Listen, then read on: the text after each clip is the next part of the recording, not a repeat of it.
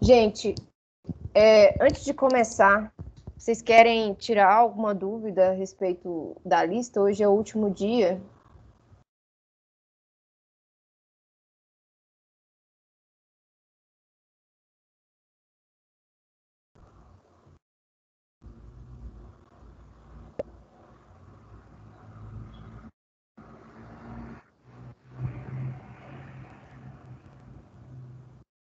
Bom dia, Vitória. Então vamos começar, tá? É,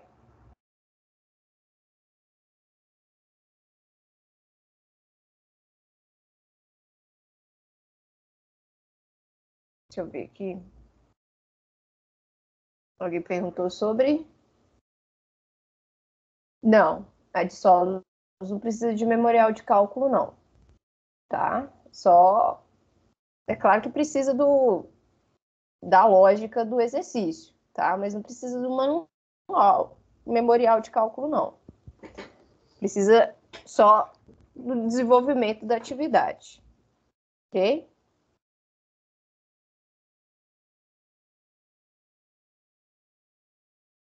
Então, tá. Gente,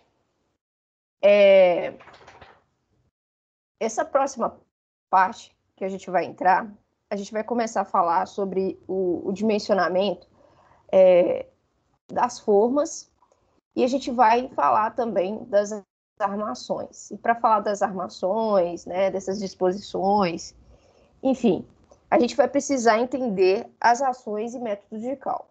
Eu acho que essas ações e métodos de cálculo vocês já devem ter visto quando começaram a fazer quando fizeram o dimensionamento de lajes, tá? Eu acredito que vocês já tenham um pouco dessa noção. Mas eu vou reforçar essas noções para a gente poder entrar nesse dimensionamento, principalmente de formas. Bom, então, as ações, elas são influências, tá?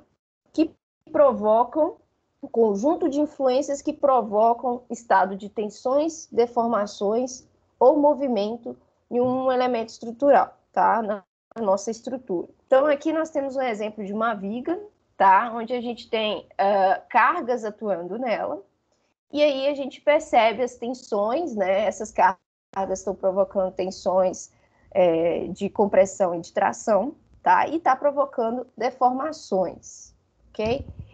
E essa análise dessas ações que estão atuando na estrutura, ela vai ser importante para a nossa análise estrutural. Então, quando a gente vai fazer uma estrutura, né, a primeira coisa que a gente define é as ações que estão atuando na estrutura para a gente fazer a nossa análise estrutural, né? Fazer segmentar os nossos elementos, né? Viga, laje, pilar e fazer a sua análise preliminar.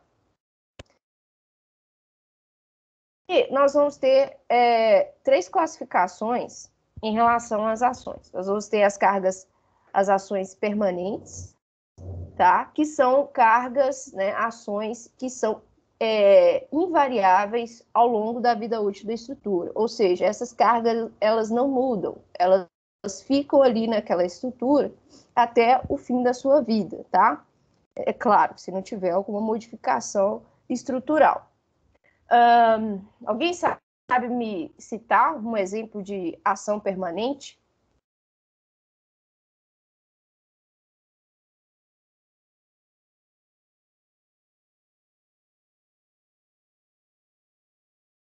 O próprio peso da estrutura, da armação dela.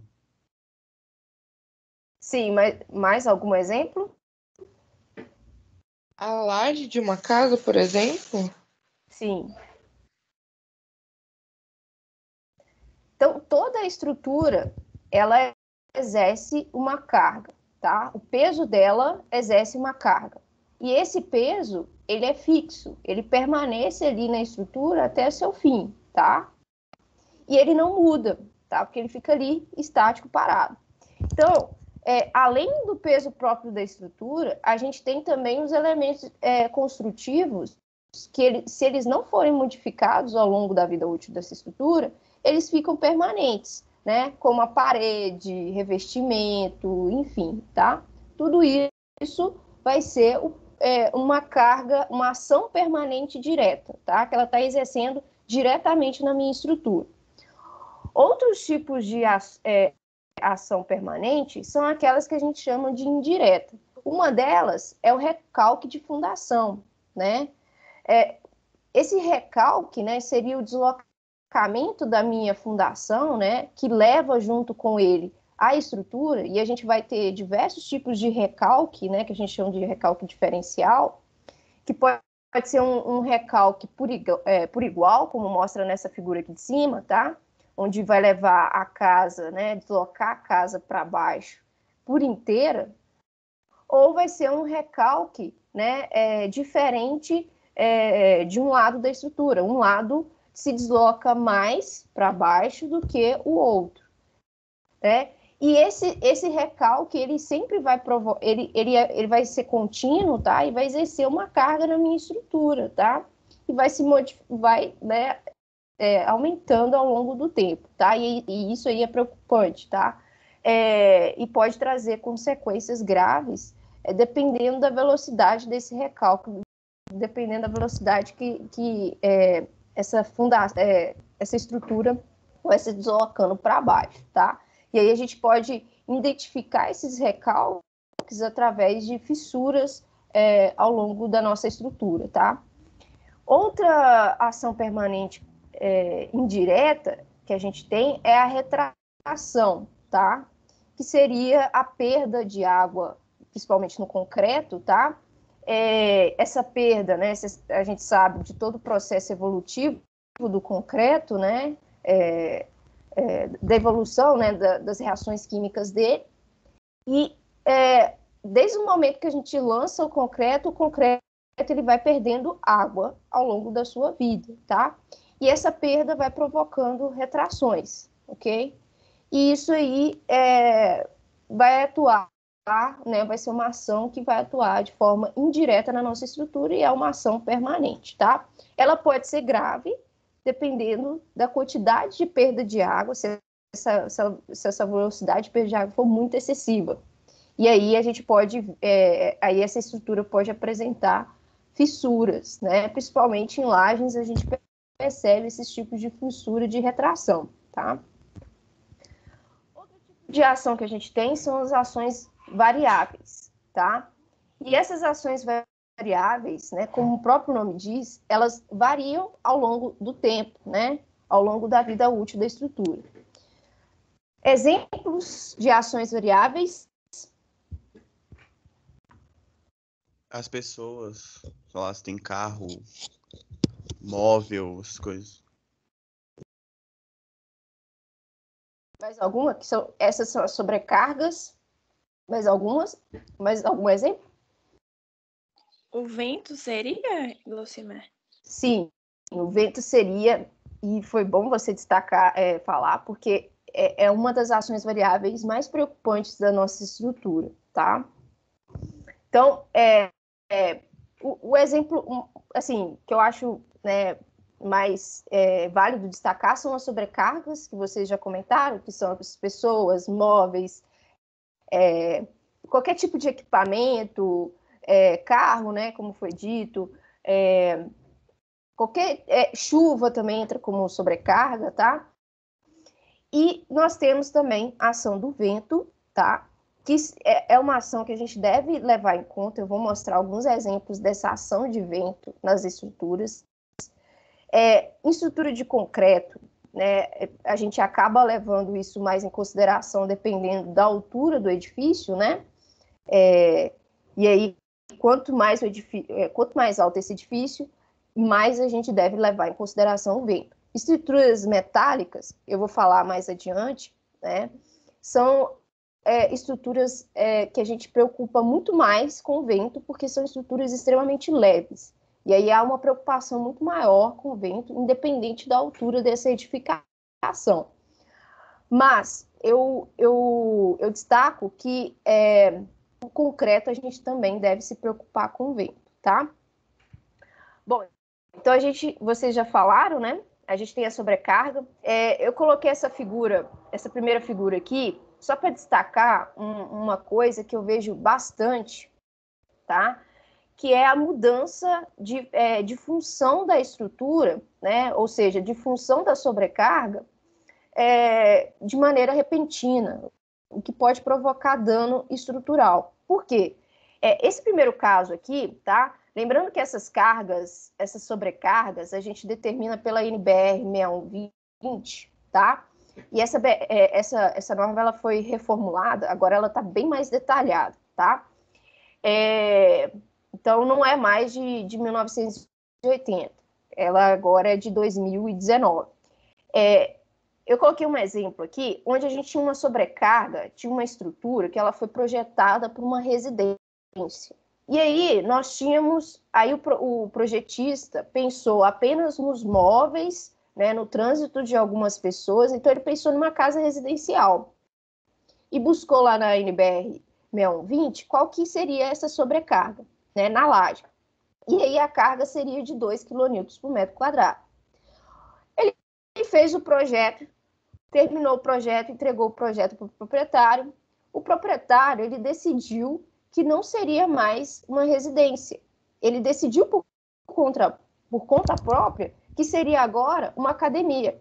Então, ele ia alocar aquele espaço, que era um espaço residencial, para uma academia. Só que ele não fez uma consulta com o projetista. Ele foi logo mudando a função do edifício dele. E aí passou a sobrecarga para 5 kN por metro quadrado. Aumentou a sobrecarga em 3 kN por metro quadrado. Isso faz uma diferença gigantesca na minha estrutura, porque eu previ uma estrutura com uma sobrecarga de 2 kN por metro quadrado. A princípio, a estrutura não vai entrar em risco, né? Porque a gente sempre coloca coeficientes, né, majorando essa carga para cima, né? E a estrutura vai resistir um pouco, mas vai começar a surgir problemas de fissuração, problemas desagradáveis que, com o tempo, vai deteriorar essa estrutura, tá? Então, tomar muito cuidado com isso, porque às vezes nem é erro do projetista, às vezes é erro do próprio usuário, né, que faz essas modificações indevidas. E aí a gente tem que tomar muito cuidado. Outra coisa, né? A gente falou do vento, então eu coloquei aqui a imagem do vento, né? Isso aqui é um gradiente de velocidade do vento, tá? E a gente sempre calcula o vento, né? Tem uma norma específica para o vento, se eu não me engano é 6118. 18? Eu acho que é 6118 e 6122. Eu acho que é 6122. E aí, a gente deve considerar o pior vento possível que possa atuar na nossa região, tá? Então, tem um mapa de vento e tudo mais, tem todo um cálculo para esse vento, tá? E a gente percebe que o vento, ele exerce com maior pressão lá em cima, né? Quanto maior for a altura da edificação, então a gente tem uma pressão de vento maior. Então, esses edifícios mais altos, a gente deve levar em consideração sempre o vento, né? Em casas, né, a gente até que casa de 1 ou 2 pavimentos, a gente não leva tanto em consideração, tá? Mas, né, prédios, né, de mais de 3 andares, a gente já deve considerar esse vento, tá? Nós ainda temos as ações indiretas variáveis, que seria um exemplo, a temperatura, tá? A temperatura, ela pode exercer de forma uniforme, tá? Que ser aquela coisa de expansão e contrair, né? Ou pode ser algo que não é uniforme, tá? E aí ele faz essa flexão na nossa estrutura, tá? E vai depender da forma dessa temperatura e do tipo de material, tá? Então, isso também é um problema, dependendo da situação, tá? Da forma que for feita a estrutura, isso pode, dependendo dessa dilatação, pode ser um problema, né? Então, principalmente em lajes, que a gente tem panos de laje muito grande, né? A gente tem que prever as juntas de dilatação para essas placas não trincarem, tá? E também a gente deve ver um vínculo aí em lajes de cobertura, né? E viga, tá? Para não ver trinca nem na viga, nem nessa laje, nem na parede, tá? Que aí pode ser um problema de dilatação dessa laje, tá? Então, tudo isso aí, né, por causa da temperatura, tá? É um problema isso também. E às vezes a gente nem considera, tá? Na hora de fazer o projeto, a gente nem pensa na temperatura e nem pensa nesses critérios, tá? E o concreto é muito de acontecer isso. Então, eu coloquei umas imagens, né, para a gente refletir um pouco sobre o vento. Aí eu coloquei o título, para que considerar o vento, né? Aí que tá, né? O cara fez uma estrutura aí, né? Mais de 3 pavimentos, né? Para que considerar o vento? Estrutura de concreto? Tranquilo, fazer minha estrutura bonitinha. É como pensa que não, ó. Um dia aleatório, né? E olha que tava na execução, né? Vou piorar. Aí, né, a parede foi ao chão, tá? Então, deve-se tomar muito cuidado com o vento, tá? É algo que é extremamente crítico na nossa estrutura, né? É uma carga variável bem considerável, tá? Esse aqui é um vídeo que eu trouxe para destacar justamente essa parte.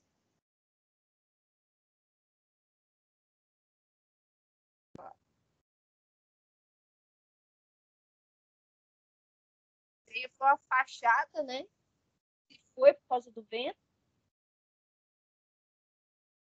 E aí, ó, todo o revestimento embora por causa do vento. A sorte nessas duas estruturas que a estrutura não foi, né? Só foi o revestimento, né? Mas isso aqui é para provar para a gente, né, o quanto é importante, né, toda essa parte técnica, né, da execução da estrutura, né, todas as etapas. Aqui nesse revestimento aqui, não houve um chapisco. A gente vê nitidamente que não tem nada fixando a superfície de revestimento com a estrutura, né, com a alvenaria. Então, é algo que a gente deve, né, toda a metodologia, né, toda a execução deve ser levada em conta. Então, assim, né, a estrutura não se foi, né, mas o revestimento, sim, né, é um problema, um dano, um prejuízo aí, final para a nossa estrutura, tá? Deixa eu ver se eu coloquei mais alguma aqui. Aqui, antes de entrar nessa outra carga aqui, queria destacar com relação ao vento, não sei se vocês já ouviram falar, mas tem um edifício que, se eu não me engano, é em Floripa, que esse edifício ele balança, tá? Por causa do vento. Teve até uma reportagem há muito tempo, eu não lembro que ano que foi, falando desse edifício, que quem mora nos últimos andares sentem bastante esse efeito. E é um efeito bem desagradável. Porque a pessoa que fica lá, né, um apartamento, são apartamentos de luxo, então no último andar, né, quem mora nos últimos andares, tem um apartamento duplex e tem piscina.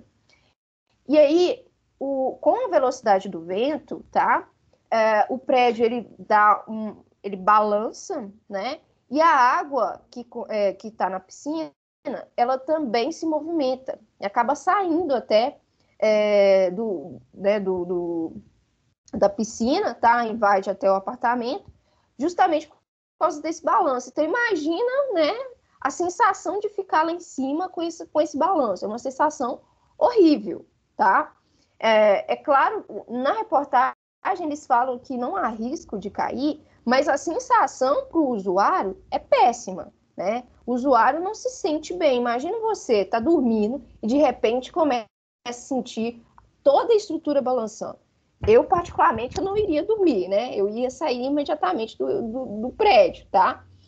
Mas, enfim, é algo que a gente deve levar em conta, tá? Que é essa ação do vento. Outra ação que a gente deve considerar, principalmente na hora, no momento de execução, são essas cargas de construção, tá? E essas cargas de construção, elas são cargas variáveis, tá? Que a gente deve considerar na hora de fazer a execução das formas, tá? Que isso é muito importante. E aí, muitas das vezes, né, em muitos projetos, as pessoas não consideram isso, não levam isso em conta, tá? E aí colocam um escoramento aí, meia boca, e acham que vai dar conta. E acha que não prevê a quantidade, o volume de concreto, não prevê aí se vai ter pessoas em cima trabalhando, enfim. E aí acaba acontecendo esse tipo de coisa. Tá lá, o pessoal está trabalhando, concretando a laje, embaixo parece que tem, né, o escoramento, tá? E aí o problema é que foi toda a estrutura, né? Não foi só um pavimento, foi toda a estrutura para o chão, né? E aí o risco, né? As pessoas que estavam ali, né? O risco que teve, se eu não me engano, nesse vídeo aí morreu, acho que 4 pessoas que estavam trabalhando na obra. Então, é um perigo. E quem é responsável por isso é quem projetou, tá? Ele é o responsável direto por essas mortes, tá? Infelizmente. Ok? Então, é algo que a gente deve tomar também as medidas necessárias, tá? Outro aqui, esse daqui, eu acho que aqui no Brasil, tá? Aqui, esse rapaz deu muita sorte, tá? Já adiantando o vídeo. Ele tá lá terminando de fazer o acabamento na laje, tá? A gente vê os escoramentos aqui de madeira, ok? A forma aqui. Aí ele sai e aí a estrutura cai. Então, deu muita sorte aqui. Muita sorte, tá? Muita sorte mesmo. Só que, né, foi muito mal dimensionado, né? Isso aqui a gente dá muita sorte no Brasil disso não acontecer diariamente, né? Porque a gente vê muita casa sendo projetada sem nenhum cálculo prévio, sem nenhuma responsabilidade técnica, e aí a pessoa faz de acordo com o que ela acha que é conveniente, tá? Muitas das vezes dá certo, muitas das vezes não dá certo. Aí acontece esse tipo de coisa que a gente acabou vendo aí, tá? E isso é preocupante, ok? E aí, outra coisa que eu queria destacar é com relação à carga na cobertura e a sobrecarga da chuva. Já aconteceu isso em Belo Horizonte, tá? No BH Shopping, só que foi mais com relação ao forro do que com a laje em si, tá? Esse daqui, que eu vou mostrar para vocês, é em São Paulo, tá? E aí a gente vê a estrutura, né, a laje sendo danificada, tá? Mas foi mais por causa da infiltração em si do que da própria laje. Mas isso é um problema que vai perdurar até né, enfim, até ele solucionar esse problema de acúmulo de água na laje, tá? Então, aqui eles estavam filmando uma chuva torrencial lá fora, e aqui tem um lugar, né, das crianças ficarem, a gente vê que já está vazio lá. E de repente, o quebra, e o não tem função de segurar a água, né? Quem tem a função de meter essa água e caminhar essa água pra é a cobertura, tá? O forro, ele não tem função nenhuma estrutural, tá? Ali o forro que caiu, ok? Então, é algo que, né, coloca em risco a vida das pessoas que estão circulando no edifício, tá? E é algo que não pode deixar acontecer, porque ele empoçou na laje e da laje, né, infiltrou e passou para o forro, tá? E aí surgiu esse problema. Bom, Bom, com isso aí, nós vamos para a última ação, que é a ação excepcional. Essa ação é uma ação que ela também é variável. Porém, ela ocorre com uma intensidade muito significativa, tá? Alguém sabe me dar um exemplo de ação excepcional?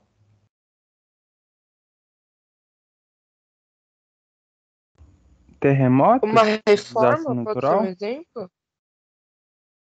Uma reforma, não, mas um terremoto, sim, São tá? fenômenos naturais, né, que acontecem assim. Não acontecem frequentemente, acontecem meio que do nada. Exatamente. Seria um terremoto, um choque, uma explosão. Um choque que eu falo, um carro batendo num edifício. Algo que, assim, né, que o impacto dele é muito grande, é muito significativo, tá? Então, um exemplo clássico disso, tá? Foi aquela explosão lá em Beirute. Isso aqui é uma ação excepcional. Esses prédios aqui, né? A gente, né, é uma ação até que não é normal de ocorrer na estrutura. O vento, a gente sabe que ela vai ocorrer ao tempo em várias cidades, né? Mas uma explosão, a gente não, né? É claro que alguns edifícios, só, a gente sabe que em alguns edifícios é necessário prever essas cargas excepcionais. Mas como assim, professora? Tá? Até incêndio a gente tem carga excepcional, tá? A gente deve prever isso, a gente faz muito dessas previsões de cargas excepcionais em edifícios de grande importância, tá? Como hospitais, né, edifícios públicos, até mesmo em edificações para apartamentos, a gente faz isso porque a gente leva em consideração o incêndio, tá? Mas então, a gente deve prever aí uma carga possível de ocorrer, né, para fazer para definir essa carga excepcional, tá? Mas assim, né, é algo bem extraordinário, né? Igual essa explosão em Beirute é algo que a gente nem, né, imaginou que iria ocorrer, né? E a gente viu o impacto que foi aquela explosão em todo o entorno daquele local, tá? Então é algo, né, que tem uma ação bem, né, uma intensidade bem considerável. Então agora a gente vai partir para os métodos de cálculo. A gente vai partir para os métodos de cálculo, tá?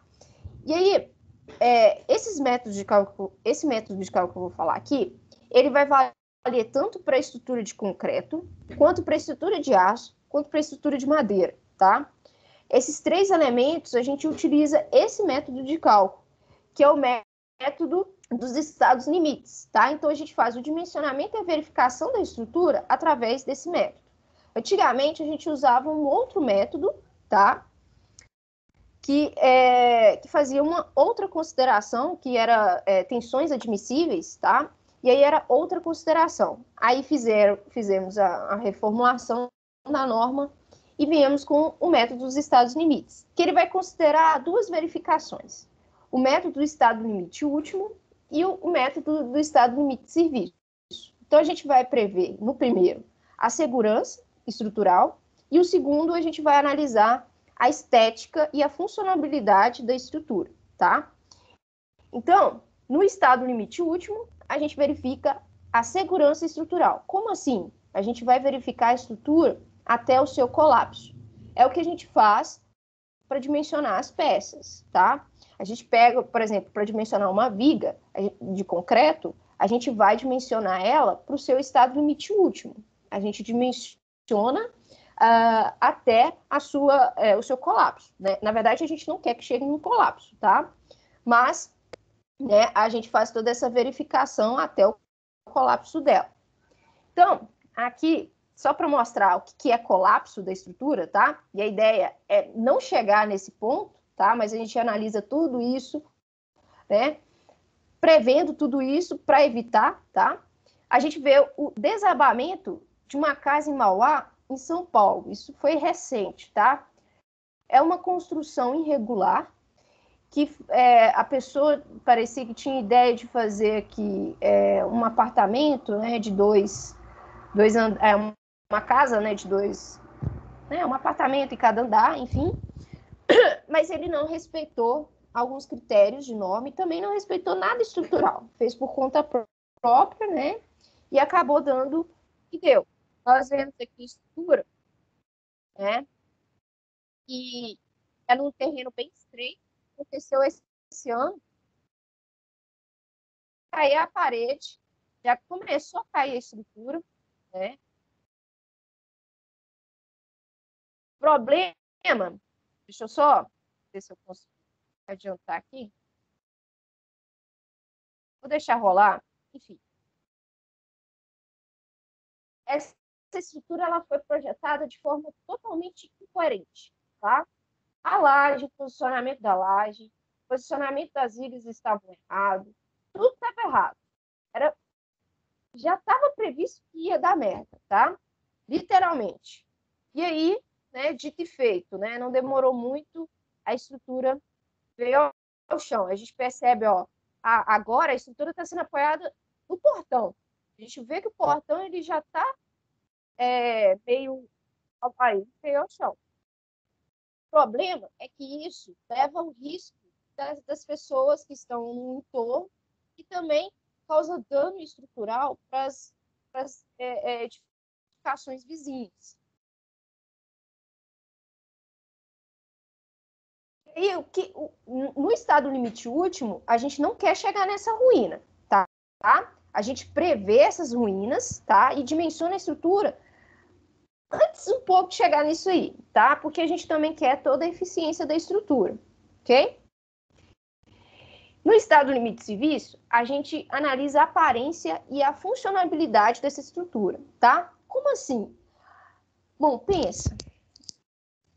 Eu não quero minha estrutura, por exemplo, eu estou numa edificação, eu ver uma viga toda fissurada, com toda aquela trinca, eu não quero essa estrutura na minha. Eu vou entrar em pânico, eu não vou querer entrar numa estrutura em que eu vejo trinca, eu vejo a minha estrutura toda abaulada, eu vou ficar meio receosa, tá? Isso aí a gente prevê nesse estado limite último, a gente prevê a abertura da fissura, que não pode ser excessiva, tá? A gente prevê também um deslocamento, né? Ou seja, o quanto que essa viga ela vai fazer, vai ceder, vai fazer a curva, né? Vai flambar, né? O pilar, a laje. Então, a gente vê todos esses deslocamentos para minimizá-lo, tá? Porque ele vai ceder um pouquinho, né? A gente sabe que, né? Por exemplo, a laje, a gente até, na hora de fazer a forma, a gente coloca a laje e a viga um pouco para cima assim, né? Porque justamente quando terminar eu tirar o escoramento, ela vai tender a descer com a carga, tá? E ela vai ceder um pouquinho, tá? E a gente tenta minimizar isso o máximo possível. E para isso a gente usa o estado limite de serviço, tá? Para minimizar essa curvatura, para não trazer um mal-estar para o usuário, tá? E também, se eu deixar um deslocamento muito excessivo, isso vai me levar à ruptura, o colapso da minha estrutura. Então, não é interessante, tá? E a abertura de fissura, principalmente a estrutura de concreto, se ela for muito grande, vai levar à corrosão da armadura e vai levar à deteriorização do concreto, né? Que, por consequência, pode levar à ruptura, tá? Então, o que eu quero dizer é isso aqui. Olha essa marquise. Gente, sem condição de ficar embaixo dessa marquise, porque ela vai entrar em colapso, né? Eu particularmente, eu não ficaria ali debaixo, tá? Mas percebam que há uma leve curvatura, né, nessa laje aqui, ó, a gente percebe que ela tá meio curvada, né? E é uma sensação muito desagradável, tá? A gente faz, né, com o estado limite de serviço, a gente tenta minimizar esse deslocamento aqui para não ficar essa situação tão desagradável, tá? E nos estados limites, né, a gente considera as combinações de ações, tá? Como assim? A gente leve em consideração o efeito desfavorável de toda a minha ação, da minha estrutura. Porque, primeiro, né, a gente pega todas as ações. A gente pega as ações permanentes, variáveis ou excepcionais, se houver. Tem tudo aquilo. Tá, eu tenho todas essas ações. E aí, como que isso, eu tenho que considerar isso na minha edificação? Como que eu vou levar isso em conta? Bom, a gente vai levar isso em conta lembrando lá das combinações, né? Como na matemática mesmo. A gente vai combinar as ações. Qual a ação que permanece ao longo da estrutura? A ação permanente. Então, ela vai ficar sempre na minha combinação. Ela vai ser a primeira ação que eu vou considerar, tá? E ela vai ser fixa, tá? Porque ela não muda. Então, em todas as combinações que eu fizer, essa ação ela vai permanecer.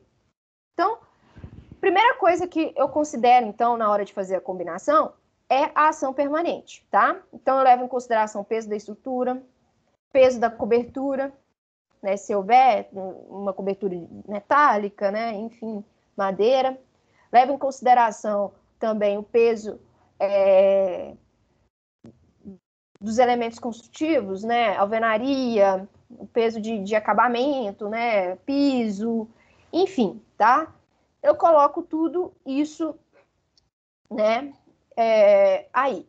Porém, né? Em cada uma dessas ações permanentes, eu devo considerar um coeficiente que a gente chama de coeficiente de ponderação. O que esse coeficiente vai fazer? Ele vai elevar o valor da minha carga. Então, eu pego esse coeficiente e multiplico pelas minhas ações, tá? E aí, a norma, ela vai trazer uma tabelinha, depois eu vou mostrar para vocês, ela mostra uma tabelinha linkando essas ações, tá?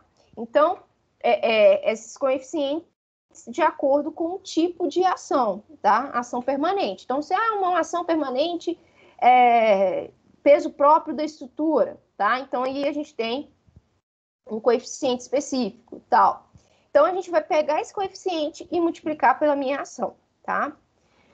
Ok, feito isso, eu vou para as minhas ações variáveis, tá? Porém, eu tenho várias ações variáveis. Eu tenho sobrecarga, eu tenho ação do vento, né? Eu tenho diversas ações variáveis. Então, dessas ações variáveis, né? Eu vou definir uma como principal, tá? É claro que eu estou falando de combinações, então vai ter várias combinações. Então, eu vou considerar uma como principal, né? Em uma determinada combinação, eu vou fazendo e vou trocando, tá?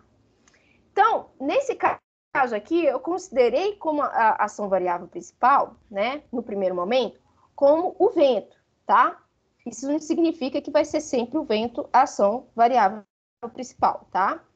Então, de novo, eu pego o coeficiente de ponderação, tá? Referente a essa ação do vento e multiplico pela sua carga.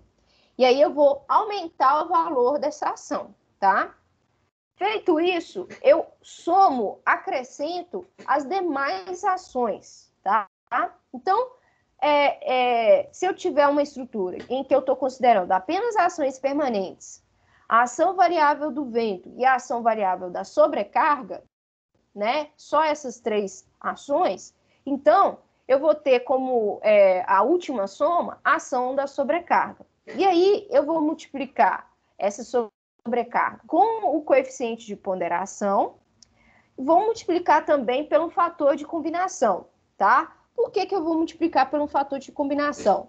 Porque eu vou reduzir um pouquinho a influência dessa sobrecarga nessa combinação, porque a minha ação principal é o vento.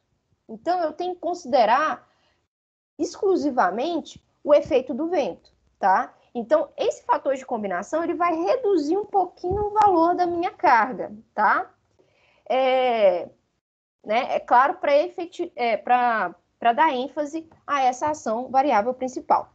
Eu posso fazer isso com diversas combinações, tá? Eu posso colocar a sobrecarga como ação variável principal, né? O vento como uma ação variável secundária, né? Enfim, e ir trocando isso, né? Para analisar qual combinação vai dar o pior valor? Como assim o pior valor? Vai dar o maior valor. O maior valor é o pior, né? Porque quanto maior for a minha ação, pior vai ser na minha estrutura, né? A minha estrutura vai estar mais sobrecarregada, né? Enfim, vai ser a carga crítica, tá? Então, fazendo essa combinação, eu já vou ter uma previsão aí de qual vai ser a pior, tá? Sempre levando em consideração o maior resultado, tá ok? Alguma dúvida a respeito disso aqui, que eu estou falando, de combinações? Essa é a parte mais chata, né, na hora dos métodos de cálculo, são essas combinações, tá? E a gente tem diversas combinações a serem feitas, ok? Tranquilo. É até legal. Deixa eu só mostrar para vocês a norma aqui, para vocês verem, porque assim, nós temos as combinações e nós temos também que levar em consideração o efeito dessa combinação. Como assim o efeito? As etapas da construção em que eu estou levando em consideração os meus cálculos, tá? Principalmente estrutura de concreto. Estrutura de concreto, a gente tem a fase construtiva. E essa fase construtiva é uma fase que a gente precisa necessariamente prever as ações justamente por causa da estrutura provisória que a gente impõe nesse elemento. Como assim, professor? Eu mostrei para vocês, né, aquelas cargas na hora de concretar a laje, né?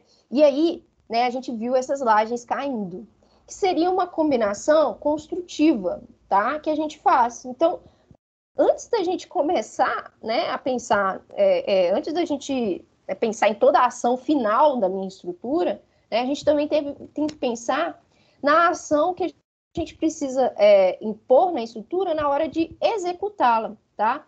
Então, a gente tem uma combinação que seria uma combinação da estrutura, tá? Da parte toda construtiva dessa estrutura, tá? Outra coisa que a gente pode também, a gente tem também, são as combinações das ações do estado limite de serviço. Então, a gente vai ter combinação para o estado limite último e vamos ter combinações para o estado limite de serviço, tá?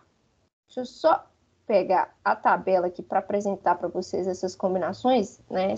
São cálculos de cara, assim, a gente acha que são que é algo bem, né, bem complexo, assim, mas a fórmula assusta um pouco, né? Por isso que eu decidi nem colocar a fórmula, porque assusta. Bom, em cada norma, tá? Na norma de aço, na norma de madeira, na norma de concreto, que é essa que eu estou apresentando, tem uma parte que fala só de combinações de ações, tá? Então, em toda a norma vai ter um tipo de formulação, né, para essas combinações, mas a ideia é a mesma, tá? Porque eles usam o mesmo método de cálculo, ok? Então, aqui eu estou na norma de concreto, a 6118 de 2014, tá? Então, a gente tem aqui na seção 11.8 as combinações de ações. E aqui ele vem explicando, né, o que é a combinação e tal, e vem falando das combinações. Quando a gente tem combinações últimas normais, últimas de construção e últimas excepcionais, são referentes ao estado limite último, tá? Toda vez que eu falar, não, preciso de uma combinação última, eu estou falando, eu estou prevendo o estado limite último. Então, eu estou analisando o colapso da minha estrutura, tá?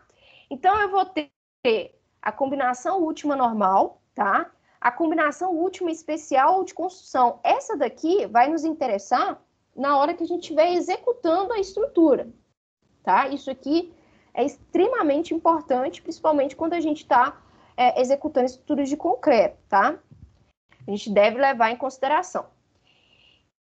E aqui, ó, temos uma tabela, que é a tabela 11.3, que ela mostra exatamente os tipos de combinações que eu tenho. Isso aqui é para o estado limite último, aqui já vem falando, ó, essa combinação é para o estado limite último, tá? Então, a gente tem as normais, as de construção e as excepcionais, tá? E ainda tem a descrição de cada uma, o que é bacana, né? Então, a norma, ela já te dá toda a orientação para vocês definirem esse tipo de combinação, qual que vai ser melhor para o que vocês estão dimensionando, tá? Então, aqui a gente utiliza, né, para o dimensionamento final da estrutura, tá?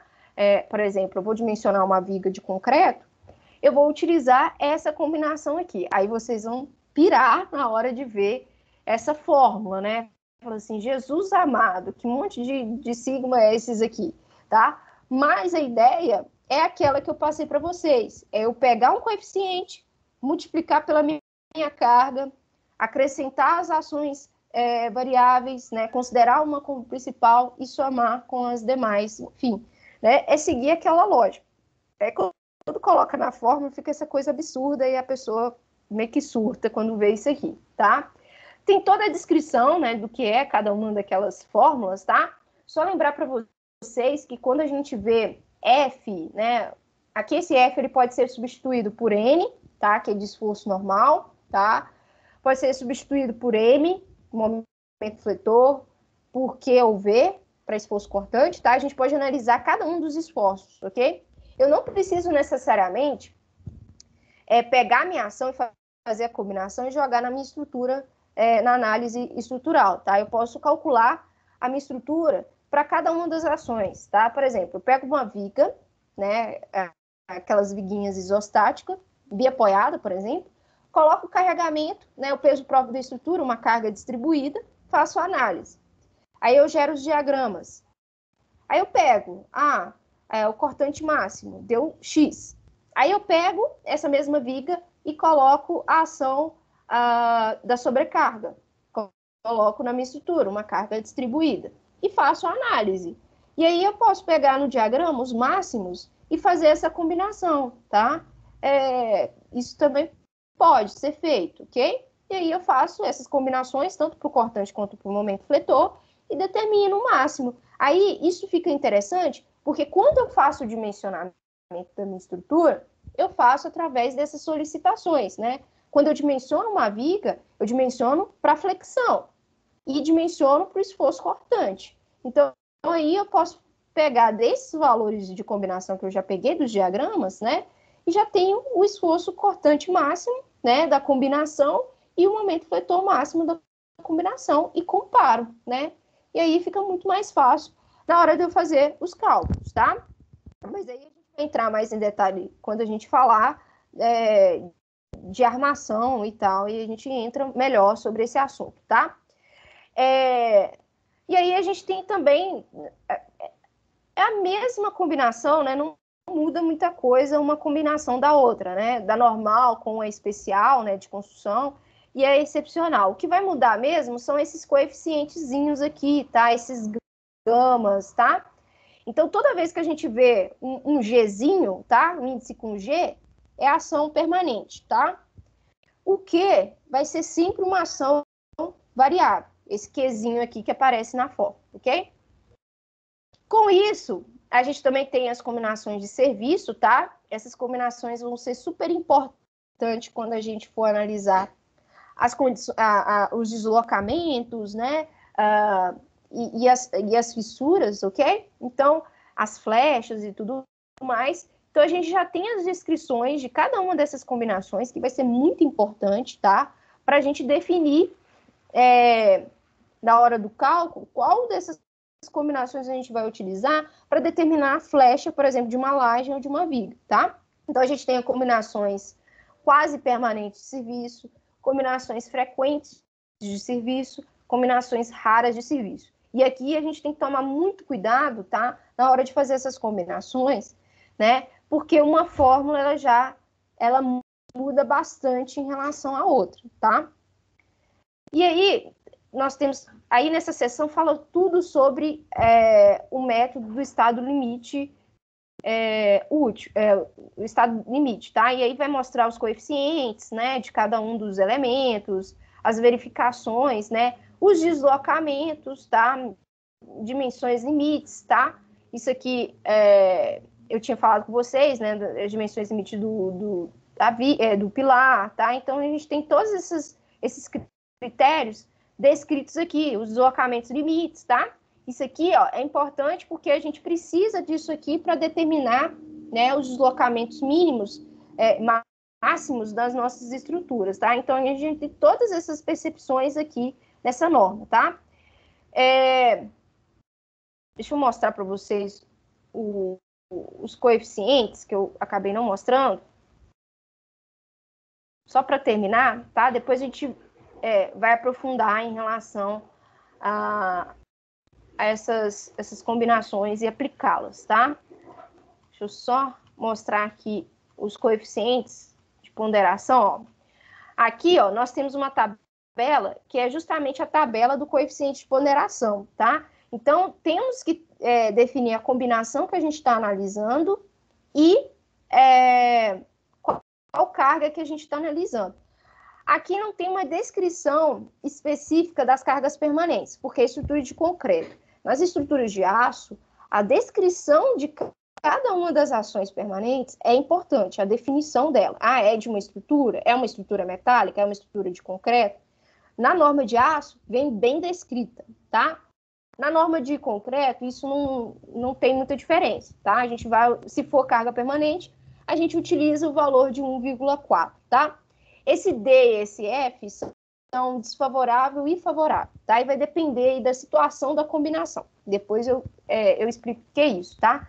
Porque vai depender do sentido da carga, tá? De cada uma das cargas que estão atuando na combinação, tá? Então, quando a gente for fazer um exemplo de combinação, tá? Eu explico esse desfavorável e favorável, tá bom? Que aí, dependendo do sentido da carga, né? Se eu colocar o 1, vai me dar uma situação favorável para a carga, porém, na combinação, vai me dar o pior caso, tá? Então, isso aí é bem específico, tá? Bom, então, eu vou... Aqui são aquele coeficiente de redução, né? O fator de redução que eu tinha falado, né? Quando eu tenho mais de uma ação variável, tá? E aí eu reduzo um pouquinho o valor dessa carga, né? Para deixar o efeito da carga variável principal mais evidente, tá? E aí a gente tem esses coeficientes que a gente pode utilizar, né? Que a gente utiliza para reduzir um pouco dessa carga, que vai depender também do tipo de carga que né? Se é uma sobrecarga, se é vento, ou se é uma temperatura. E aqui, né, nessa sobrecarga, a gente tem que tomar muito cuidado, porque a gente tem que ler detalhadamente o que é a descrição de cada uma dessas linhas aqui, né? Porque vai especificar que tipo de sobrecarga que tá? Se é uma sobrecarga de uma biblioteca, se é uma sobrecarga de um lugar onde tem muita predominância de equipamentos, enfim, isso também deve ser levado em consideração. Então, gente, eu vou encerrar a aula por aqui, depois a gente entra melhor nesse critério aí das combinações, tá? Tem muita coisa para a gente aplicar, e a partir de agora a gente vai falar do dimensionamento das formas, tá? E depois a gente vai falar das armações, e a gente entra, né, também nesse assunto aí, aprofunda mais sobre esse assunto. Só queria revisar vocês sobre isso para a gente começar a falar sobre dimensionamento, né? E aí o bicho pega um pouquinho, tá?